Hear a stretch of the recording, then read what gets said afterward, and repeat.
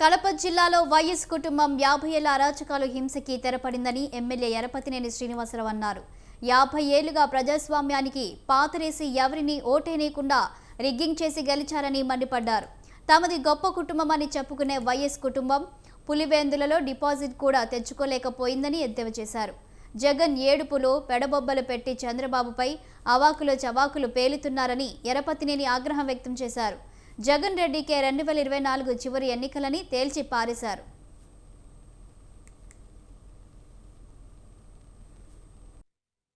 యాభై సంవత్సరాల అరాచకత్వానికి హింసకి ప్రజాస్వామ్యాన్ని పాతరేసి ఎవరిని కూడా ఓటు వేయకుండా ప్రతి ఎన్నికల్లో రిగ్గింగ్ చేసుకుని మేము గొప్ప నాయకులు అని చెప్పుకునే వైఎస్ కుటుంబం, ముఖ్యంగా వైఎస్ జగన్మోహన్ రెడ్డి పులివెందుల ఎమ్మెల్యే సొంత నియోజకవర్గంలో జడ్పీటీసీ ఉప ఎన్నికల్లో భారీ తేడాతో ఓటమి చెందింది వైసీపీ పార్టీ. అదేవిధంగా ఒంటిమిట్టలో కూడా భారీ మెజార్టీతోనే గెలవబోతా ఉంది తెలుగుదేశం పార్టీ.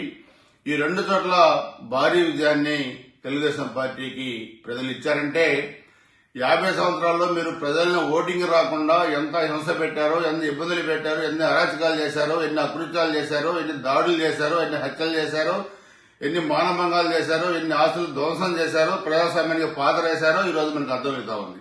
అందుకే జగన్మోహన్ రెడ్డి ఏడుపులు బెడవపులు పెట్టి జాతీయ రాజకీయాల్లో ఒక కీలకమైన భూమిక పోషిస్తున్న చంద్రబాబు నాయుడు గారిని వయసు పెట్టి మాట్లాడటం, అదేవిధంగా ఇష్టారాజ్యంగా శాపనార్థాలు పెట్టడం అంటే ఓటమిని ముందుగా అంగీకరించడమే.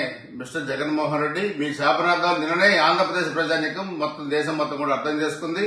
ఒకసారి గుర్తుపెట్టుకో, ఎప్పుడు కూడా ప్రకృతి చాలా గొప్పది. ప్రకృతి నీకు 2024 ఎన్నికల్లోనే గుణపాఠం చెప్పింది. 151 నుంచి 11 స్థానానికి నేను దిగదార్చింది.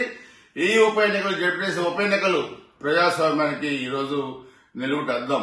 ఈ రోజు ప్రజలు అర్థం చేసుకున్నారు. నీకు డిపాజిట్లు కూడా రాకుండా ఓడించారంటే భవిష్యత్తులో నీకు రాజకీయ చంద్రబాబు నాయుడు గారు కాదు చివరి ఎన్నికలు, నీకే చివరి ఎన్నికలు అయిపోయినాయి 2024లో. గుర్తుపెట్టుకోవాలి. అందుకే నిన్న కూడా చెప్పాం, ఒళ్ళు దగ్గర పెట్టుకుని 4 అదుపులో పెట్టుకుని మాట్లాడితే మంచిదని చెప్పుకోవడానికి ఒకసారి